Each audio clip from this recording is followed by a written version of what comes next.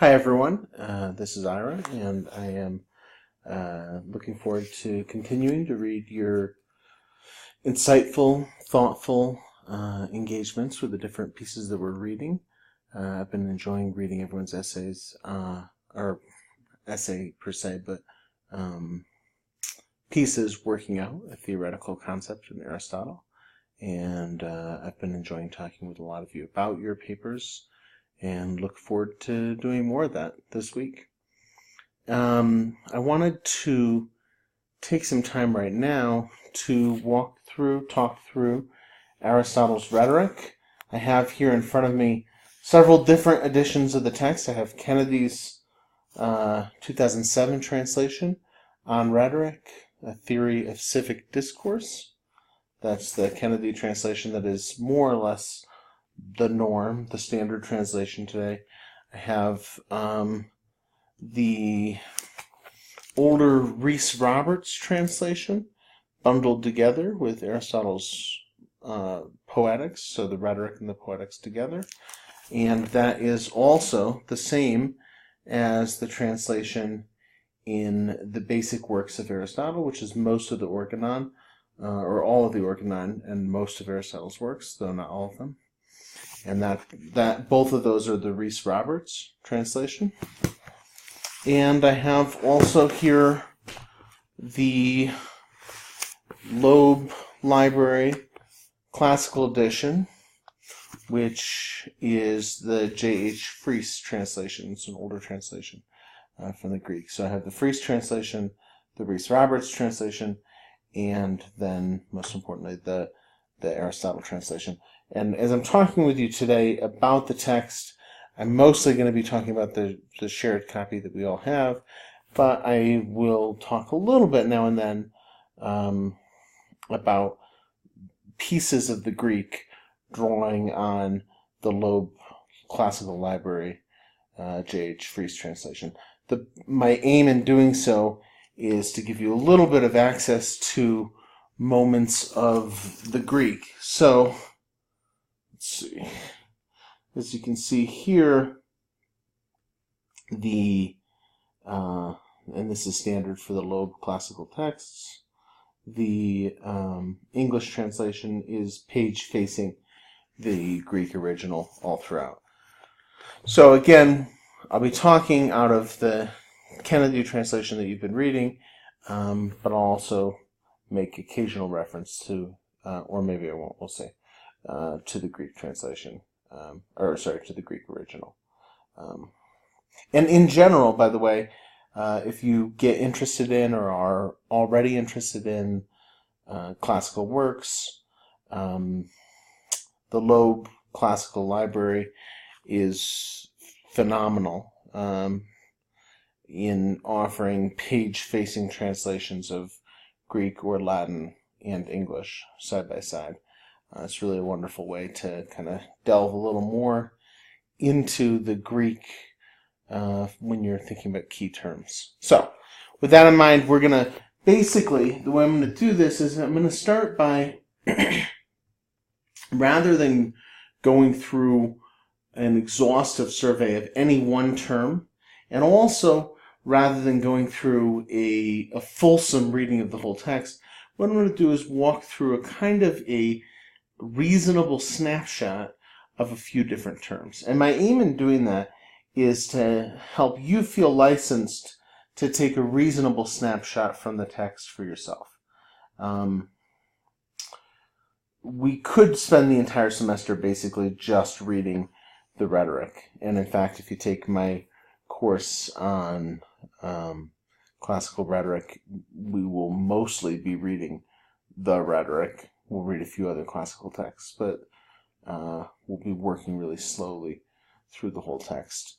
By virtue of the fact that this course is primarily focused on contemporary digital media, and you're using Aristotle or Gorgias as a lens on that, we're not working here for a deeply hermeneutic reading of the whole text, but rather for a reasonable snapshot of one or a few key terms. So, What I'm going to offer here is that kind of a reasonable snapshot focus.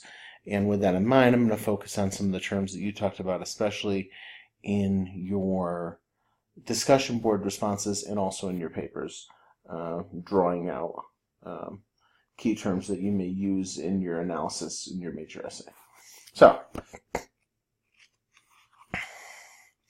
and the way I'm going to go through this is I'm going to read a little bit of Aristotle. I'm going to talk a little bit about what's happening there. And I'm going to start with Book 1, Chapter 1, and then the little side number 1354a. So, this is how the text begins, as you remember. Rhetoric is an antistrophos to dialectic. For both are concerned with such things as are, to a certain extent, within the knowledge of all people, and belong to no separately defined science. The result is that all people in some way share in both. For all, up to a point, try both to test and uphold an argument, as in dialectic, and to defend themselves and attack others, as in rhetoric. And so here we have this vision of rhetoric and dialectic as some of you noted in your responses, counterparts. Not really at odds exactly, but rather relatives of a sort. Antistrophos being not just an opposite, but also a counterpart. And so what I want to focus on here is the way that Aristotle's right from the start asking us to see the domain of rhetoric as a domain that's intimately interwoven with the processes of trying to test and uphold arguments to discover truth. And at the same time, right from the start, he's asking us to see rhetoric as a mode of engagement with other people that has to do with gaining some advantage. So rhetoric, right from the start of Aristotle's rhetoric, is both itself, rhetoric, rhetorikei, and, in a sense, or at least interwoven with, dialectikei, dialectic. It's both of these things at the same time. Now, of course, he's just talking about rhetoric in the text, except for the fact that, as you know, he talks repeatedly through the text about rhetoric in dialectical terms, in the terms of dialectic, which is how we end up talking about the enthymeme as a rhetorical syllogism, where the syllogism is produced by or needed for dialectics. So, and we'll come to that. But the basic point to start with here is this idea that what it means to study rhetoric is to study something that's interwoven with, that requires for its own understanding as a kind of subject matter also dialectic. We're concerned with advantage. We're concerned with the purposes of the rhetor. But we're also concerned with searches for truth. We're concerned with the testing of arguments. And they're both at play.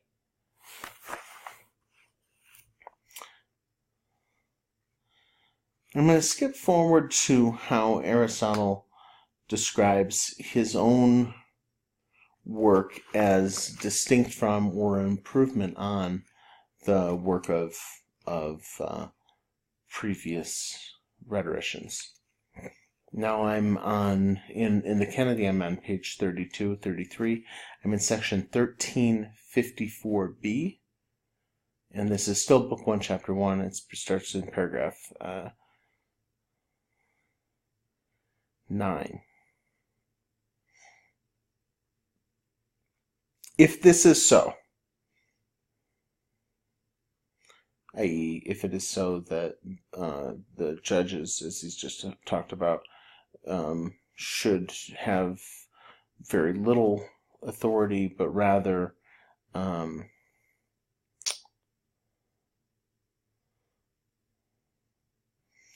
has to be allowed the authority to, he says, determine the question of whether something has happened or has not happened, will or will not be, is or is not the case. So he's talking about judicial rhetoric, the rhetoric for the law courts.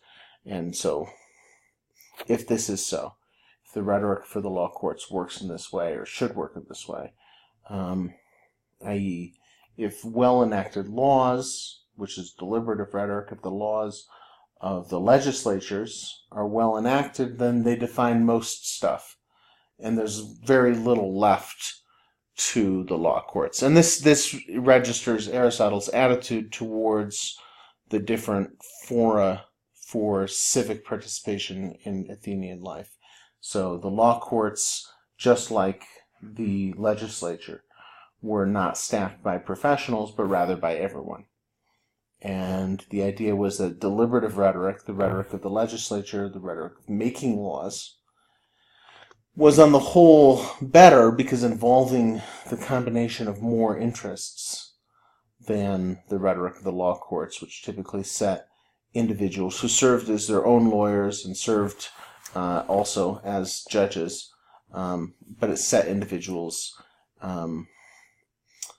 in pursuit of their own fairly private interests, and thus, though totally important to Greek civic life, was seen by many people, Aristotle I think included, as inferior in some way to deliberative legislative rhetoric.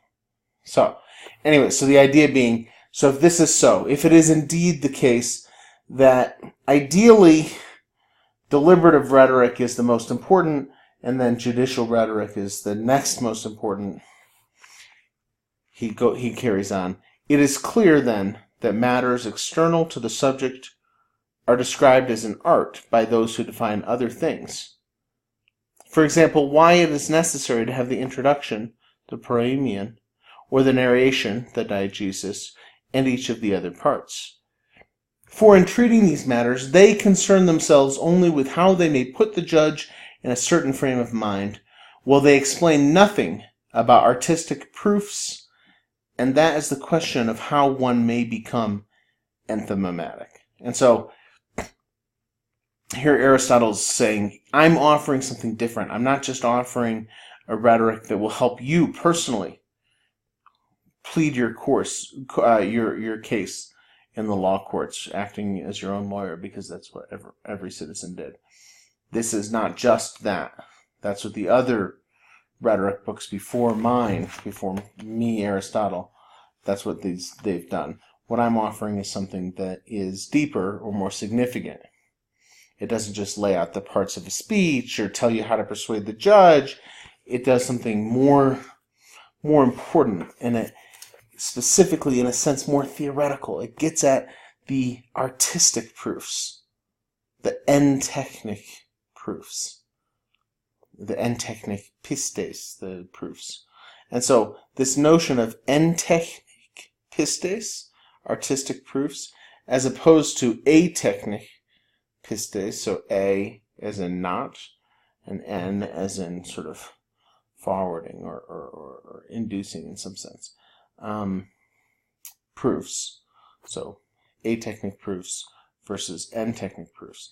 Inartistic, atechnic, artistic, entechnic. And then proofs are pistes, the plural of pistis. So, here what Aristotle is telling us is, the thing that we've got in our hands, this rhetoric that he's written, is different from and better than the previous rhetorics, because instead of just telling us how to get ahead in the law courts, it also tells us something theoretical, something that is a kind of a general knowledge, kind of like the general knowledge of logic, of dialectics. And that general knowledge is going to help us get to what are the artistic proofs. What's the nature of persuasion? What's the nature of the ways in which we find ourselves subject to the flows of discourse? And that nature is then going to do something different than helping us just plead our cases in court. It's going to change who we are.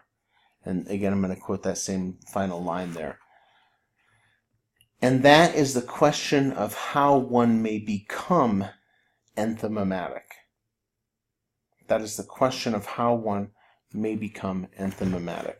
And so right from the start, What's at stake in this book that Aristotle is giving us? It's something that helps us change the kind of being that we are. We become enthymematic. We become this other kind of being that's maybe both more able to produce enthymemes that are persuasive and more able to make our own choices about how to respond to the enthymemes that others produce. In other words, this is a text that is meant to help us from the very start to negotiate constraints.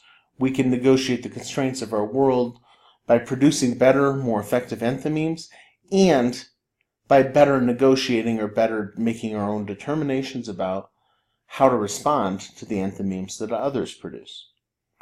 So, anyways, the bottom line in all this is that this art of rhetoric, this way of understanding rhetoric as to the entechnik pistes, the artistic proofs, is an art that changes us who study it. That's the aim. Now, whether that works or not, that's a different question, but that's the aim. That's the goal, is for us to be changed, to become enthymematic, better producers of enthymemes and better consumers or receivers of others' enthymemes. So, obviously what that means is that enthymemes is super important here. A lot, as a lot of you noted in your responses, a lot hinges on what enthymeme means. So, what does enthymeme mean? And I want to look here at the Greek briefly. This same moment in the Greek. So, here we are.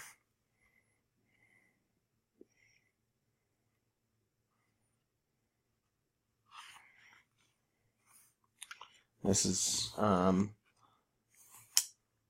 also in Book 1, Chapter 1, Section 9, the last moment in Section 9. Perideiton entechnon pisteon uden technoeon sen. Sorry, pronouncing Greek is something I don't do a lot of, and it's always a little gruesome.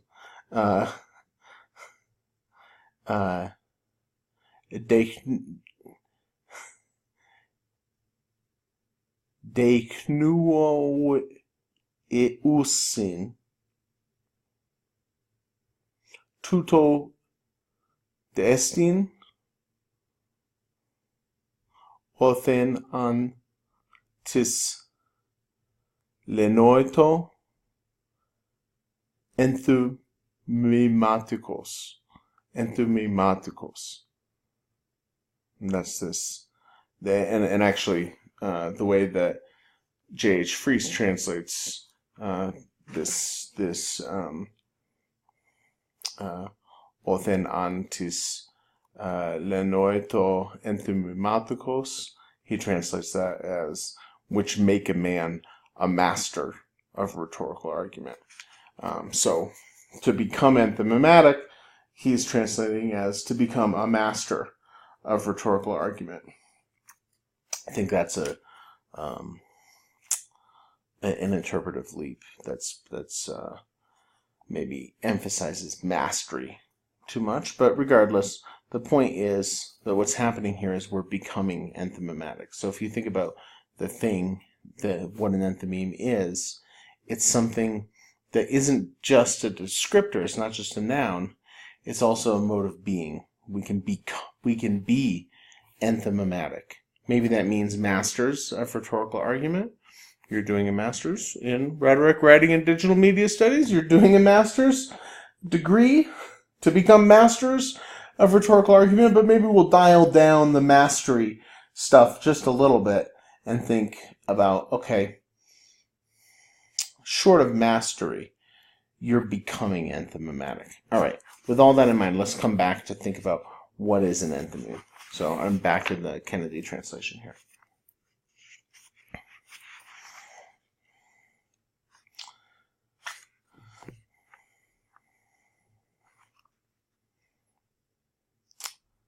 So this is still Book 1, Chapter 1, and this is 1355a.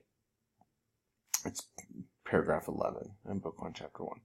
Since it is evident that artistic method is concerned with pistes, and since pistis is a sort of demonstration or apodoixis, for we most believe when we suppose something to have been demonstrated, and since rhetorical apodoixis is enthymeme, and this is, generally speaking, the strongest of the pistes, and the enthymeme is a sort of syllogism, and it is a function of dialectic, either in whole or one of its parts, to see about every syllogism equally, it is clear that he who is best able to see from what materials and how a syllogism arises would also be most enthymematic.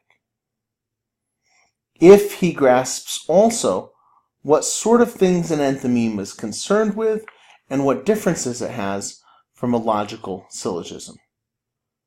For it belongs to the same capacity both to see the true and what resembles the true, and at the same time humans have a natural disposition for the true and to a large extent hit on the truth. Thus, an ability to aim at commonly held opinions and doxa is a characteristic of one who also has a similar ability in regard to the truth. Now that's all one sentence. It's one big monster sentence. It's a hell of a sentence, and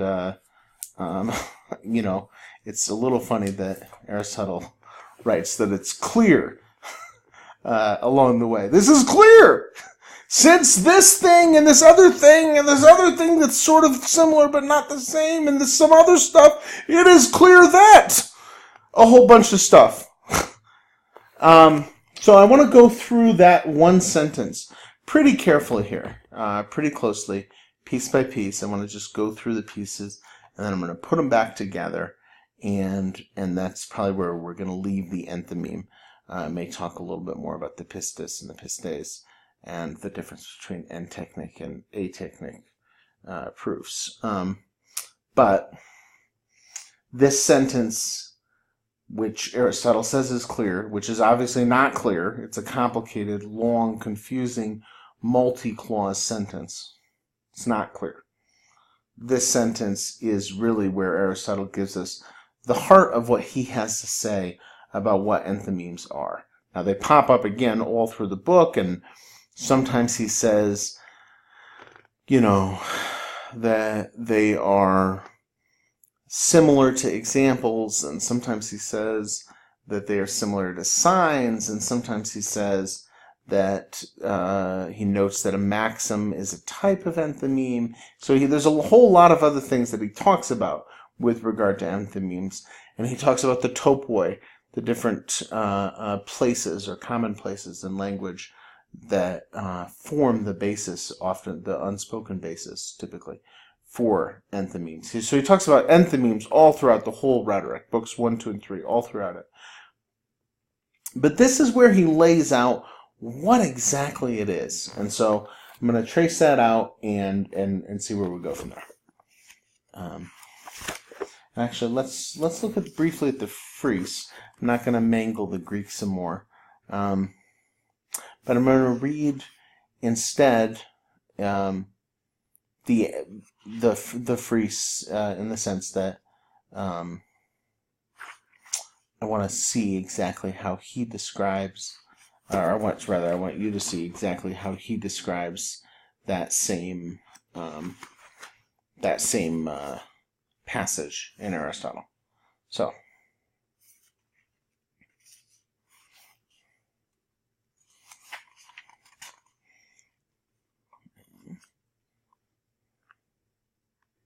it is obvious, therefore, this is Friese's translation of Aristotle. It is obvious, therefore, that a system arranged according to the rules of art is only concerned with proofs.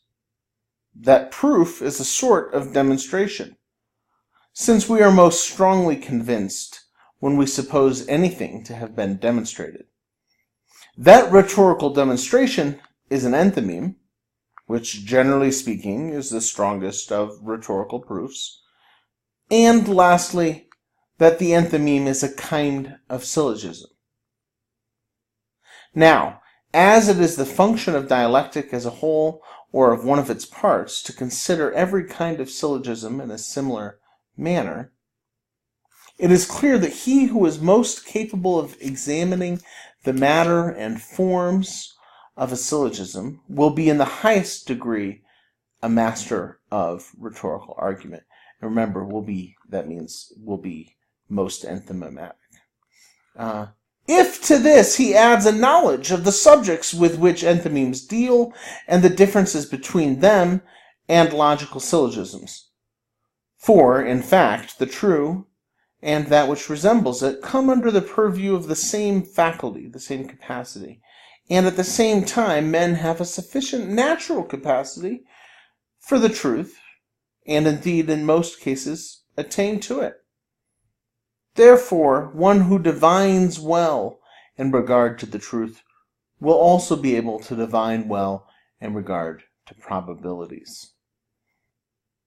So, you've got really a much looser, freer translation here in the Friese, and that's part of why we're reading the Kennedy translation, because I think it's much more carefully attuned to what the text says, even to how the text says it. On the one hand, it's nice, right? You get the Friese translation.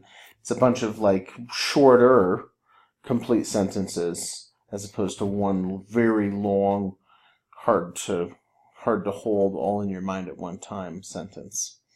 But the way Aristotle wrote it was actually one very long, hard to hold all in your mind sentence. And that's partially related to, Greek culture being a much more oral culture where people are used to memorizing and delivering long tracts of text, and so long sentences are less burdensome than they are for us in classical Greece. But still, yeah, I think the resonances of the Kennedy translation are stronger for teasing out what's happening. So we're going to go back through that. So, since. The whole thing starts with since. Now I'm back on the bottom of 33 if you want to follow along in your own text. So this is Book 1, Chapter 1, Paragraph 11, on the bottom of 33, last full paragraph of 33 in the Kennedy translation. And it starts with since. In other words, everything else that we're going to say hinges on the thing we're about to say. Since it is evident. Okay, so since we know this one thing, we can know some other things. What is evident? Since it is evident that artistic method is concerned with pistes, and since pistis is a sort of demonstration or apodeixis. So here's our two senses, okay, that we start with. 1. Artistic method is about proofs. It's about the sources of belief. So pistis, proof, also means belief. And so the sources of belief are the pistes, the things that cause us to change our minds. And that's important because it also helps us then think back to the entechnic versus atechnic. So artistic versus inartistic. The artistic proofs, the entechnic pistes, are those things that the speaker says that cause us to change our minds. Whereas in a sense, the idea of inartistic proofs, of atechnic pistes, are things, it's referring to things that exist in the world that when we come to see them or to know them, they impinge upon us in some way that we can hardly deny them. They simply force us to see differently, and they're inartistic in that way, as opposed to the artistic proofs that the speaker produces, that the orator or rhetor produces in their actual discourse, whether it's in the words that they say or their delivery and the way that they shape our thinking about their character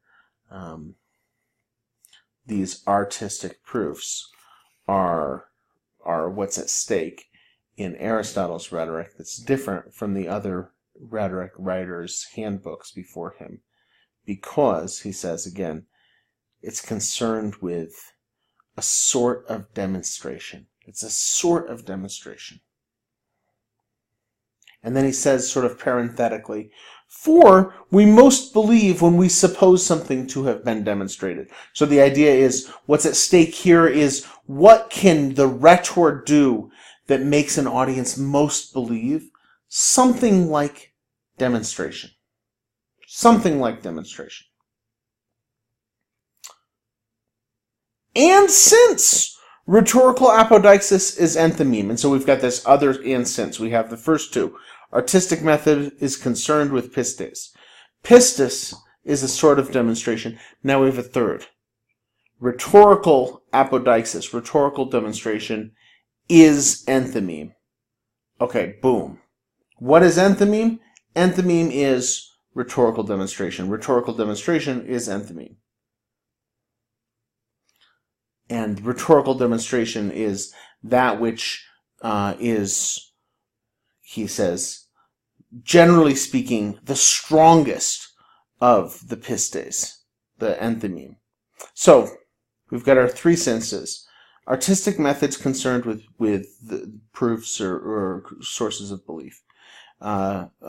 Becoming persuaded, pistis, believing, having something proved, it involves a sort of demonstration or apodeixis. The rhetorical form of apodeixis is the enthymeme. And indeed, this is the strongest of the pistes. It most changes us as the audience when an orator, when a rhetor, when a writer, when a speaker, when a framework is produced such that it is enthymatic. That's the strongest source of persuasion. Cool. So we've got our three senses. Artistic method is about pistes, is about persuasive proofs, belief-inducing proofs. Pistes are demonstration, apodeixis, and rhetorical apodeixis is the enthymeme, which is itself a super strong form of pistis, of proof. So that's our background. Those are our senses. And now we add on to this a little bit. And the enthymeme is a sort of syllogism. So we've got one more thing that's like kind of 3.5. A little elaboration on the enthymeme. What is the enthymeme? Well, one, it's the rhetorical sort of way of getting at proof of pistis. Two, it is a sort of syllogism. Okay? So the enthymeme is a form of rhetorical demonstration that is syllogistic. Its form is the form of a syllogism. And to recall, the classic form of a syllogism is a set of propositions that necessarily proceed in their conclusion.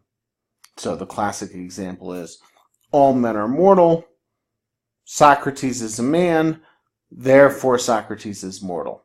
So if you accept the first premise, all men are mortal, and you accept the second premise, that Socrates is indeed a man, he's not a horse, he's not a spirit, whatever, then you have to accept the conclusion. Socrates too is mortal. Okay, so that's a syllogism in general. All A is B. All B is C. A, therefore C. All men are mortal. Socrates is a man. Therefore, Socrates is mortal. Anyways, the point is, syllogism is a form of discourse, a structure for discourse that is meant to arrive at necessary conclusions. By contrast, the enthymeme is a rhetorical version of that, is what we're being told here by Aristotle. So I'm going to pick back up with Aristotle. He says, and Kennedy puts this in parentheses, and it is a function of dialectic, either as a whole or one of its parts, to see about every syllogism equally. So in other words, dialectic tries to understand the logic that governs all of the syllogisms. What does dialectic do? It studies syllogisms. How? It sees about all of them equally. In other words, it tries to understand their form precisely. Go back to the beginning, recall rhetoric is an antistrophos, a complement or a correlate of dialectic.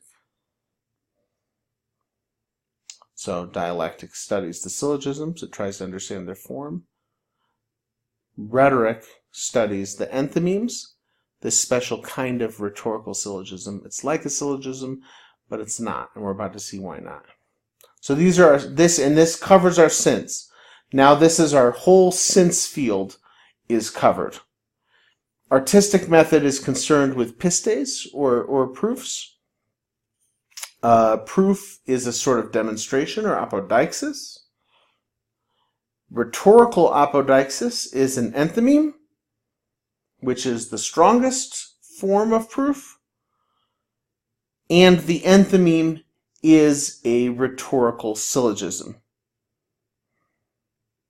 which rhetoric studies much in the way that dialectic studies syllogisms, logical syllogisms. So since all those things, now we carry on with Aristotle. It is clear that he who is best able to see from what materials and how a syllogism arises would also be most enthymematic.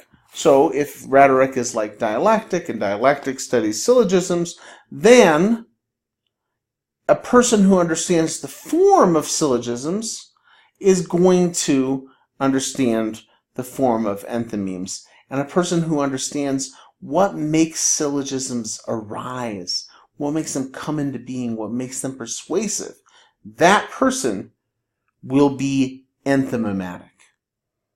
So to be enthymematic is to be a person, to become someone who apprehends the sources of persuasion, the persuasiveness, the compellingness, the proofiness of the syllogism as a form, and specifically of the rhetorical syllogism, i.e. the enthymeme.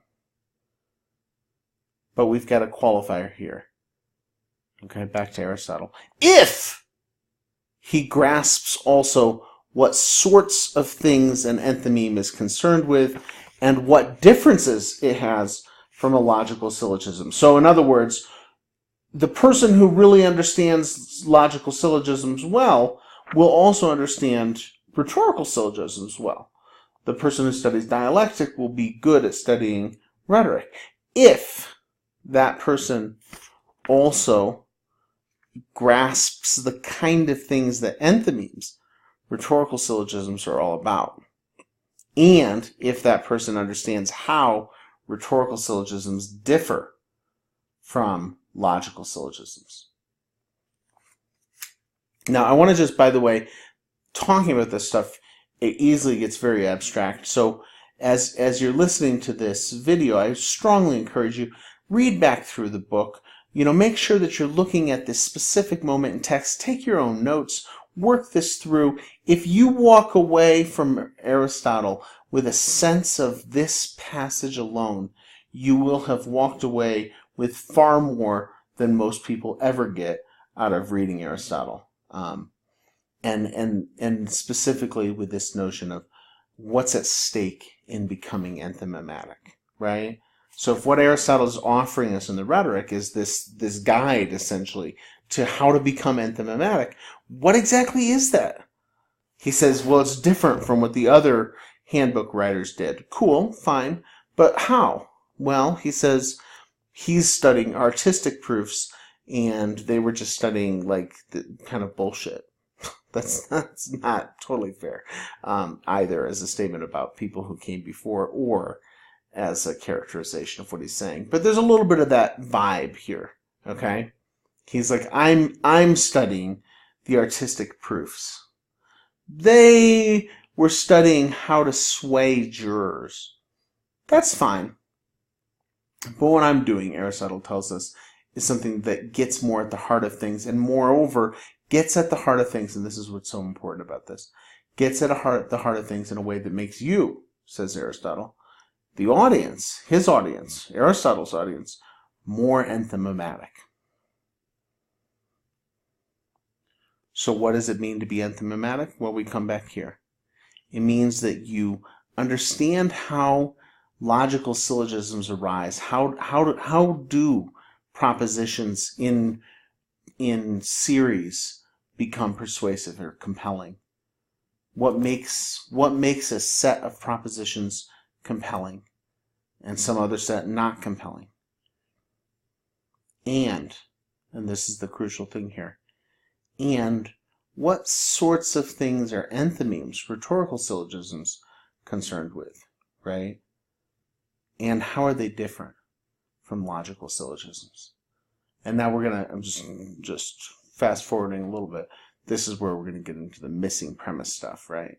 But without forecasting too much, let's just stay with this piece in the text. So the person who understands how syllogisms arise is a person who will be enthymematic if that person also grasps the particular subject matter of enthymemes and how those are different from logical syllogisms. Now, Aristotle continues, and he's moved. So we got our since all these things. Here's how things are. So since, and I'll go through them one more time. Since artistic method is about pistes, and since pistes is about apodeixis or demonstration, and since rhetorical apodeixis or rhetorical demonstration is enthymeme, and since enthymemes are syllogisms, it is clear, so since all those things, it is clear that becoming a person who understands syllogisms will also make you a person who understands enthymemes, and specifically a person who is enthymematic, i.e. a person who is rhetorically capable. As long as, and we've got our qualifiers, as long as you understand the particular kinds of subject matter for which rhetoric is appropriate, i.e. the things with which enthymemes are concerned, and also how enthymemes or rhetorical syllogisms are different from logical syllogisms. Now we get the kind of clarifying commentary. We get the since X, we got Y. Then we got our caveats, our qualifiers. Now we get the clarifying commentary. For, says Aristotle, it belongs to the same capacity, both to see the true and what resembles the true. And at the same time, humans have a natural disposition for the true and to a large extent hit on the truth. Okay? So he says, but why does all this work? Why does this stuff that I just said, why am I correct? Well, Aristotle says, I'm correct because the capacity for seeing the true, the capacity for getting what makes logical syllogisms work compellingly, that same capacity is the capacity that's at stake in seeing what resembles the true, in seeing this other realm where the rhetorical syllogism operates. And we've got a little hint there. The rhetorical syllogism operates in arenas where the truth is hard to know, where we can't say with absolute certainty that a particular conclusion follows. That's the arena of rhetoric.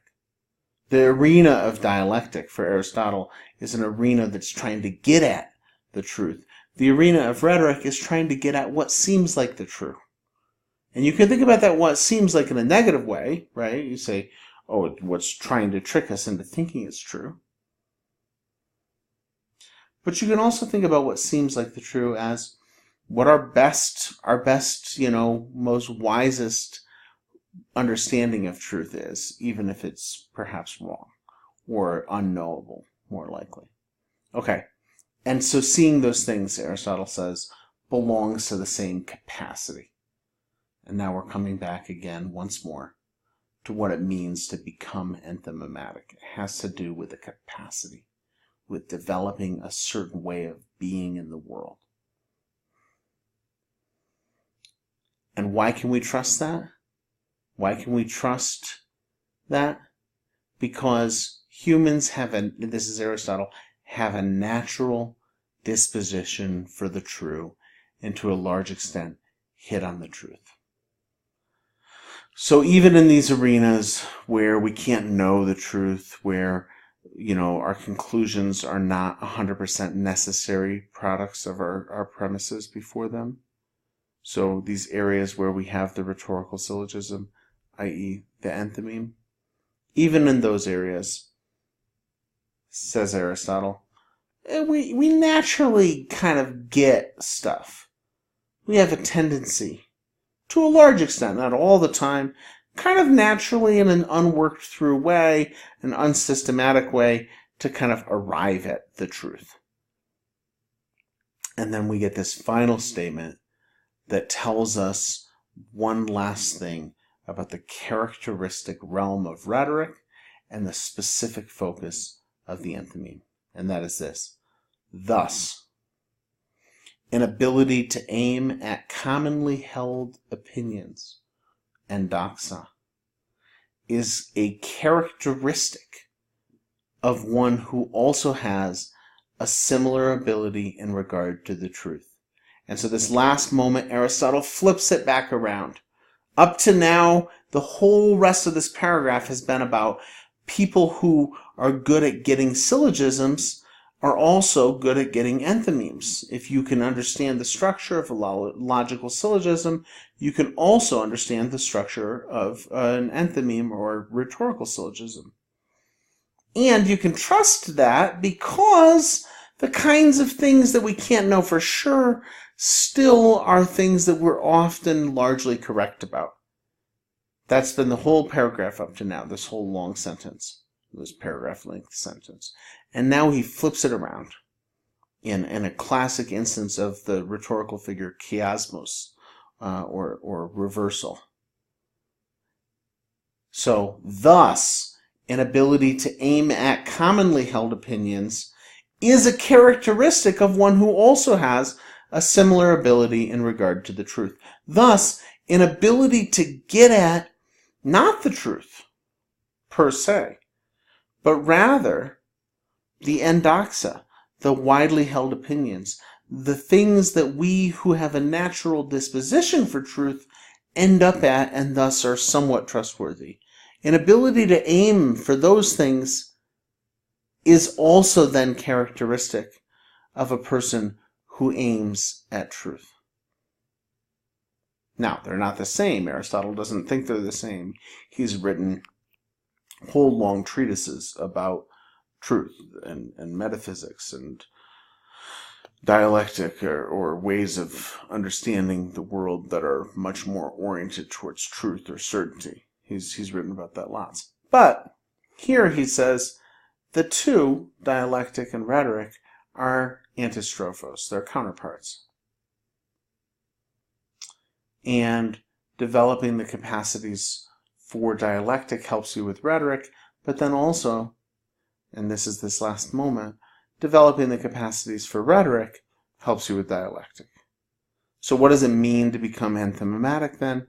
It means definitely to become more capable of using and responding to other people's use of enthymemes, of rhetorical syllogisms, but perhaps then also, is this final suggestion, to become, through your way of negotiating common wisdom, common opinions, endoxa, also through the way that you approach that, to become more capable of approaching something like truth. And this really gets at, why should you care? This is all, at the end of the day, about an interwoven motion of seeking personal advantage or seeking to get your way with others and seeking the true, trying to understand how things really are. They're tied together here. The person who becomes enthymematic, following Aristotle's instructions in this book, he claims, is a person who will be better able at aiming at truth and at persuasiveness because they understand the structure and the topics of rhetorical syllogism, of enthymeme. So, that's really just the first few pages of the rhetoric.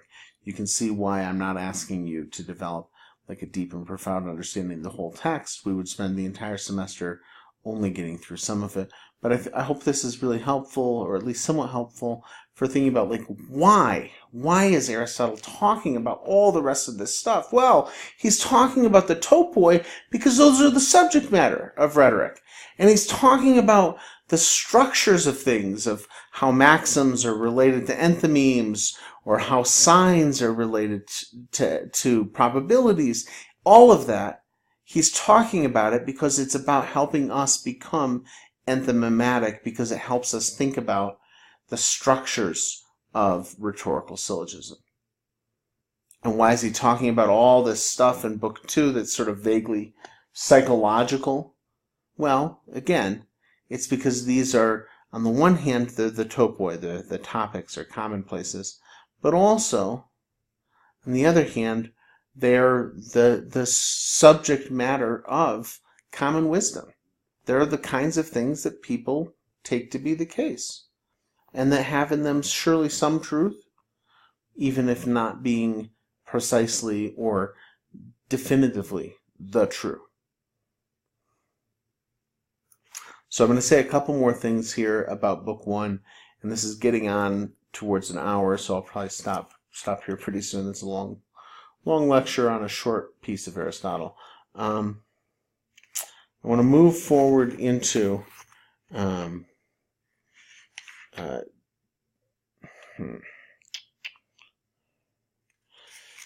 well, let's go to Aristotle's famous definition of rhetoric. This is in Book 1, Chapter 2. It's the very first paragraph of Book 1, Chapter 2. And in your Kennedy translation, that's page 37. So please go to page 37 and follow along here. He says, let rhetoric be defined as an ability in each particular case to see the available means of persuasion. And in other translations, that sometimes is let rhetoric be defined as a faculty or a capacity, and sometimes see instead is written discover. So let rhetoric be defined as a capacity in each individual case to discover the available means of persuasion. But the basic point is that this ergon of rhetoric that we already got, this function of rhetoric, is a capacity that we have. So, and this kind of comes back to becoming enthymematic. The capacity of becoming enthymematic is this capacity or ability for discovering the available means of persuasion, showing up and seeing what is the common wisdom here, what are the background beliefs, what are the ways of seeing the world that go unstated, and discovering those in any given situation in such a way as to see what will be an effective demonstration, an effective rhetorical demonstration, or enthymeme.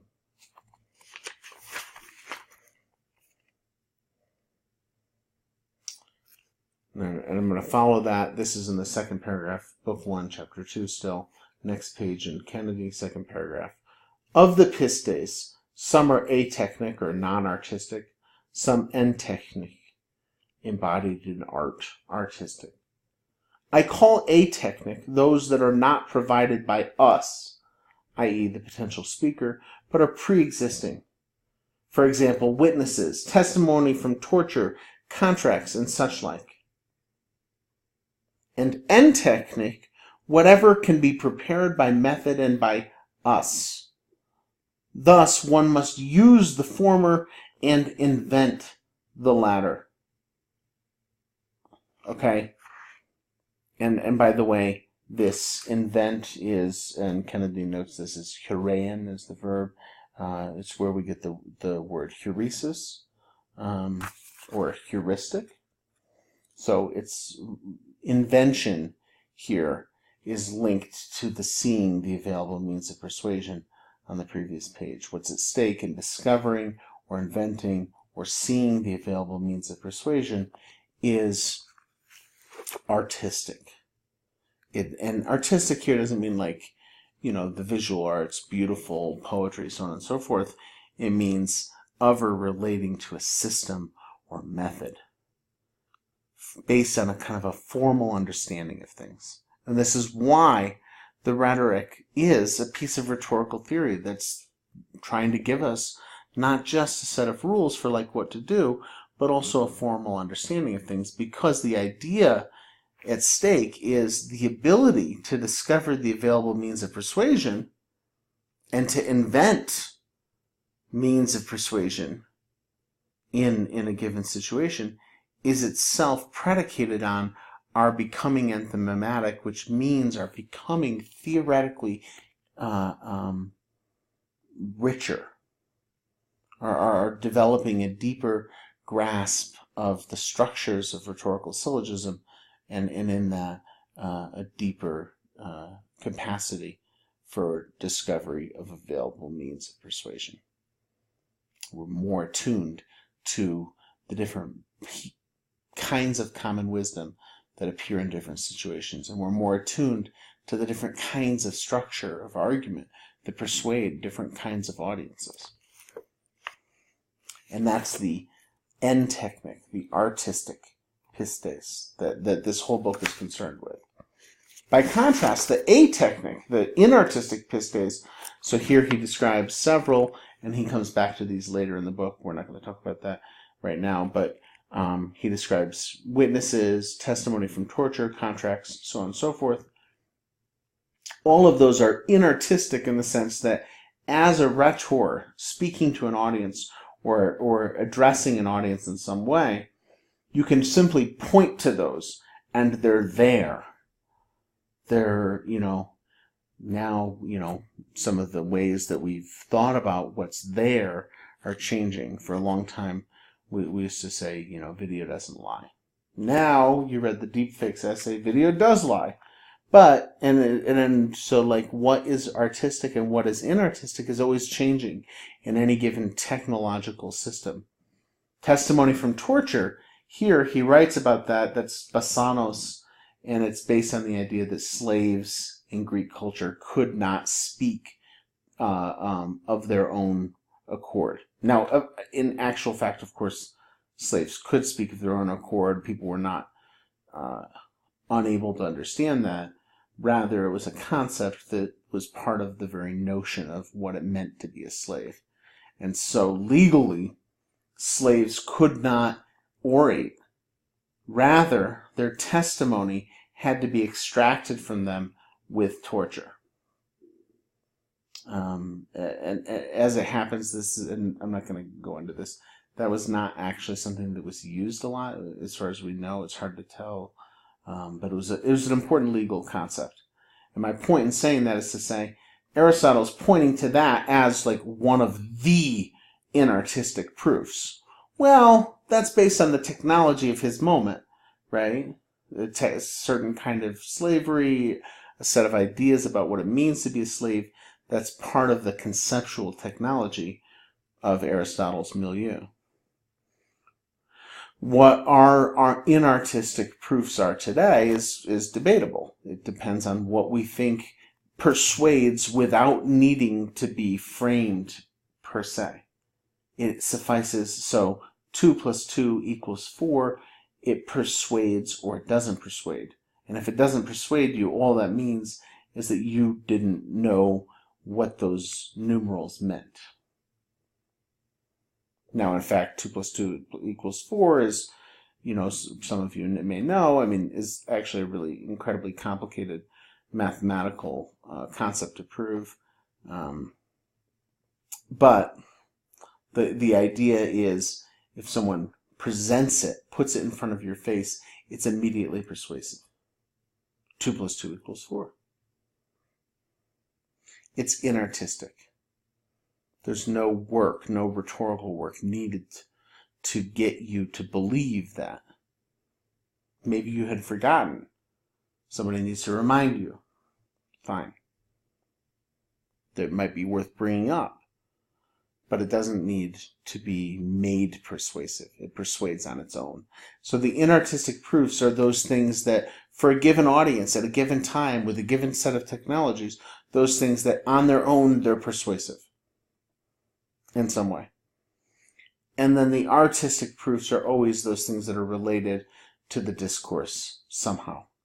And here I use the discourse very broadly. Maybe the discourse is a speaker giving a speech, but maybe the discourse is the structure of a website, or maybe the discourse is a mishmash of images and text, like a meme, so on and so forth. The discourse I'm using here in a very, very broad way.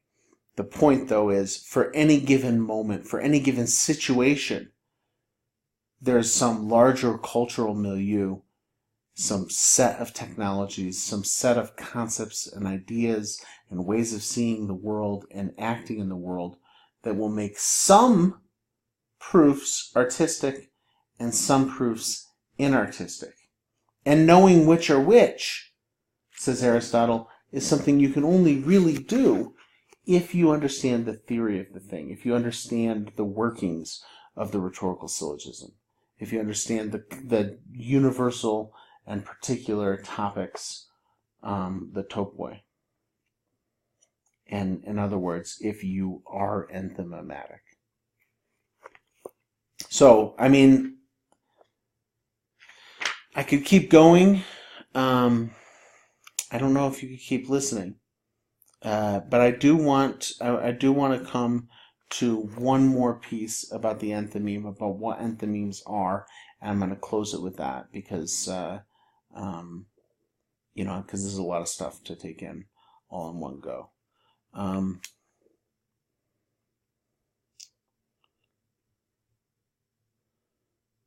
So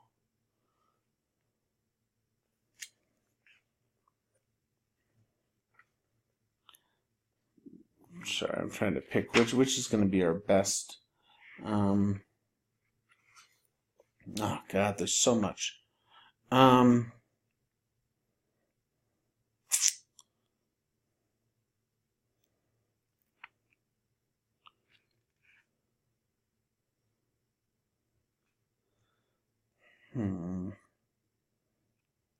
going to skip over the difference he draws between the example and the enthymeme, the paradigm and the rhetorical syllogism.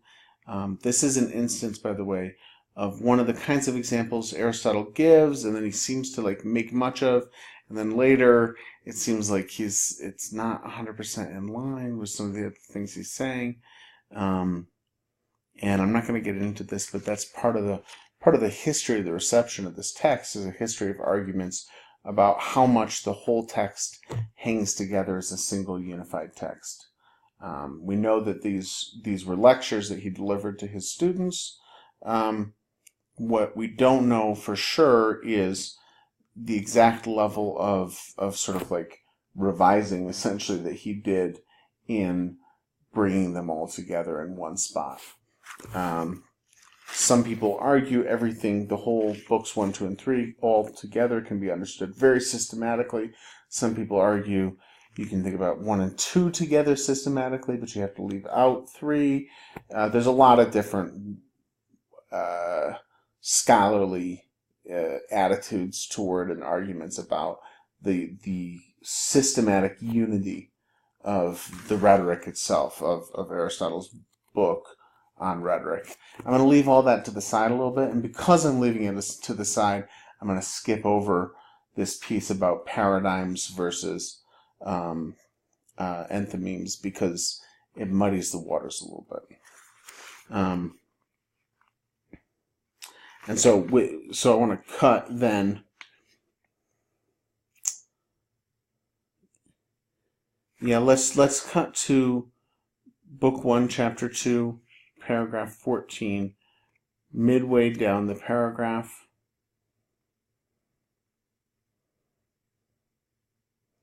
It is evident that the premises from which enthymemes are spoken are sometimes necessarily true, but mostly true only for the most part. In other words, enthymemes tend to be based on probabilities, not necessary truths. So we often talk about enthymemes as a syllogism with a missing premise. And so the syllogism is, all men are mortal, Socrates is a man, therefore Socrates is mortal. An enthymeme might be, Socrates is a man, therefore mortal. And we've skipped over the first premise, all men are mortal. Now, in skipping over that first premise, we're asking our audience to supply the missing premise. And that's sort of part of how the enthymeme works, is it asks the audience to supply a missing premise. And Aristotle here, he's noting that the missing premises are sometimes necessarily true, all men are mortal, but mostly are only mostly true. In other words, most of the missing premises are common wisdom, are endoxa, are common opinions. Enthymemes are derived from probabilities, eikota, and signs, simeia.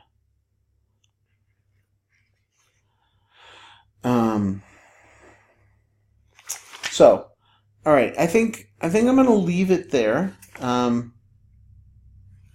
There's so much more that can be said, and there's, I haven't talked about the 3 species of rhetoric. I know some of you thought about that, I think noting, for instance, that epideictic is particularly interesting, and it's quite right. Epideictic is often understudied, and arguably is today, for most of our discourse, actually what we're doing is rhetoric of praise and blame all the time.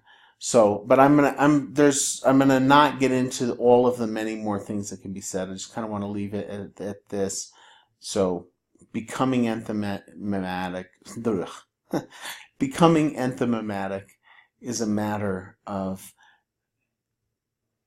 becoming a person who grasps the available means of persuasion by virtue of your sense of how argument proceeds, how propositions lead to one another, even and especially in cases where one or more premises are unstated or missing and are due perhaps less to some universal truth that all would have to agree about, and more instead to some common wisdom.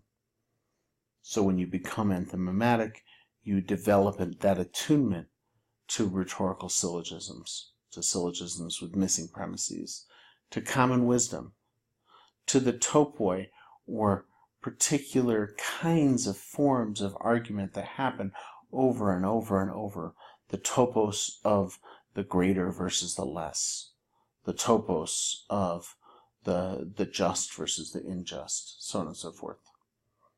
And then you've got this sense of attunement to the culturally specific sets of ideas and beliefs and experiences and attitudes and concepts that will make some proofs, some pistes, count as artistic and others as inartistic. And within the artistic proofs, you've got this sense of logos and ethos and pathos, which I haven't talked about here, but are, as several of you noted, much trickier than we often think of them as being. So I think I hope having this overview of the core approach or attitude or aim, purpose of Aristotle's rhetoric, which is ultimately then to help us, by becoming more enthymematic, to become both better rhetors, but also better citizens, better able to receive others' rhetoric and negotiate it. I hope that in sharing this sense of what it means to become enthymematic, I'm helping you to think through what in Aristotle you might want to take out and use in your own analysis a little further. So with that in mind, I'm going to kind of pull back out now and talk a little bit about what you're up to. Both what you're up to in your major essay. I know I've talked about that a bunch in my notes on the assignment. But I want to talk about it here just a little bit in very general terms that apply to everyone. And your goal in using Aristotle as a lens is just to take out a piece of Aristotle that you think helps you discover the available means of persuasion in the digital artifact that you're studying. How does that artifact shape audiences? And to ask that question, you're pulling out some of Aristotle, or maybe some of Gorgias if you ended up loving Gorgias. I've just kind of left that as an option on the table, but I don't want you to feel like you need to use Gorgias if that's just adding in too much. But the point is, you're taking some small, reasonable snapshot that you explain, that you carefully walk through. I mean, not in this same detail that I've just walked through the text, but with a little bit of that same analytic focus on the text of Aristotle. You're walking us through some core idea or some important concept. It doesn't have to be the most important concept like the enthymeme, but some important concept that helps you think about the means of persuasion that are involved in your digital artifact. In other words, it helps you think about how your artifact works rhetorically, how its argument proceeds, even if it's unspoken, how it shapes users, how it asks audiences to be a certain way. And you're looking for some concept in Aristotle that you're going to explain carefully, but then ultimately use to help you study your digital artifact. Now, that major essay, as you know, is due the coming week on October 8th, by the end of your day, by email to me. If you don't have an appointment to talk with me about it before then and you'd like one, definitely write me an email. I'm happy to make time to meet with you. Don't feel like you have to, but if you'd like to, I am truly happy to meet with you. It's a really valuable part of this job for me. And then the next thing you should know is, just so nobody gets too stressed out, the final project for the course is much lighter in a sense. You'll be moving back into a sort of an easier domain. You'll be taking this that we've been thinking about in fairly heady ways, a lot of dense, difficult theory and emotionally disturbing and difficult stuff about how the internet works and how the digital world works, and then your careful rhetorical analysis of your digital artifact and its, how it's functioning in the world, how it's shaping audiences, all of this. You'll be moving forward from all that to make something small. And I'll be putting up the assignment sheet for that later this week or early next week, mostly because I don't really want to get into it too much till you've done your major essay, and then we'll kind of come to the next thing. But just know that your final project, it's a small thing. It is a culminative project, but it's not like a big thing. You don't have to make a huge website. You don't have to make something that changes the world. You will, in that very final project for the course, choose an audience that you want to reach in some way for a purpose that you have that in some way helps that audience negotiate constraints. And the parameters of that project are very open, the main thing being that you make something that you think will be rhetorically effective based on your own analysis of the rhetorical effectivity of somebody else's digital artifact. That's the goal for that final project. And like I said, I'll talk more about that next week. Probably Sunday, so just before you turn in your major essay. But that's something you're going to be better positioned to do and to think about by virtue of your own careful analysis of somebody else's digital artifact. So to kind of recap some of the arc of our time together is we've got all this like dense rhetorical theory and digital media studies theory that you're reading to try to understand what is the rhetorical landscape for digital artifacts. What is the situation? And then you really are carefully trying to discover the means of persuasion with regard to one particular artifact.